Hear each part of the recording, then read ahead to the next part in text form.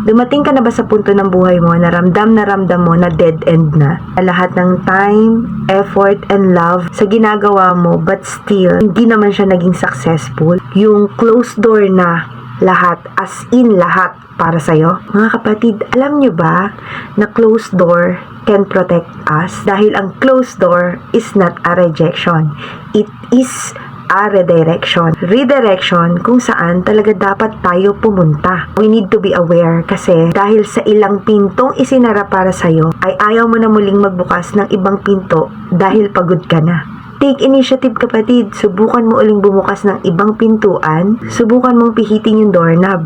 Kasi baka hindi naman nakalak. Buksan mo. At makinig ka sa leading ng Holy Spirit sa'yo. Because He knew your capability to enter huge responsibilities pag sumunod ka sa Kanya. Kaya be wise in making choices every day. Be positive and continue to walk with His words and be blessed by His presence. Huwag ka matakot sumubok. Dapat maipagpasalamat ang minsang pagsasara ng pintuang ito para maihatid ka sa isang destinasyon na dapat noon mo pa tinaha. Kaya ipagpasalamat natin yung mga closed doors ating pinagdaanan dahil ito yung magbibigay sa atin ng lakas ng loob to finish our race with integrity, with a good lesson, and with a good heart.